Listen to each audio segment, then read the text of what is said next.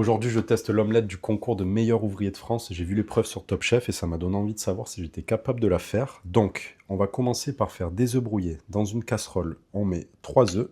On assaisonne de sel, poivre et on fait chauffer à feu doux. Alors avec une spatule, très important, ne prenez pas de fouet. Les œufs brouillés, ça se fait à la spatule. Voilà, vous arrêtez pas de remuer. On voit que les œufs commencent à coaguler. Voilà, quand ils ont cette texture bien crémeuse, on coupe le feu. On ajoute du beurre pour stopper la cuisson. Et nos œufs brouillés sont prêts. On débarrasse dans un bol. Maintenant, on va passer à la préparation de l'omelette. Donc, j'ai mis 2 œufs dans un cul de poule, une pincée de sel, du poivre, un coup de mixeur plongeant. Voilà, comme ça, le jaune et le blanc seront parfaitement homogènes. Donc, on allume la poêle à feu moyen. On met une noisette de beurre. Je verse les œufs battus.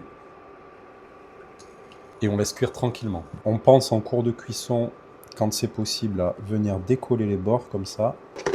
Je viens ajouter les œufs brouillés à l'extrémité de l'omelette.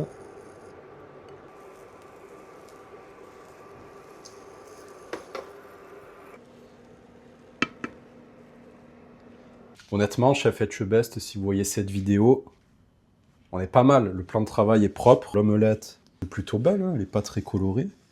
Elle est pas mal. La couche d'œuf est bien fine ici. Les œufs sont bien brouillés à l'intérieur. Je dis pas que je suis capable de faire Top Chef. Je sais que j'en suis pas capable, mais cette omelette, elle est pas trop mal, je trouve. En vrai, c'est super bon, les gars. Vraiment, c'est la première fois que j'essaye ça. Je sais pas ce que vous en pensez, mais moi, je trouve que c'est un défi plutôt validé. Et si la vidéo t'a plu, n'hésite pas à liker, à commenter et à t'abonner pour plus de recettes. Ciao!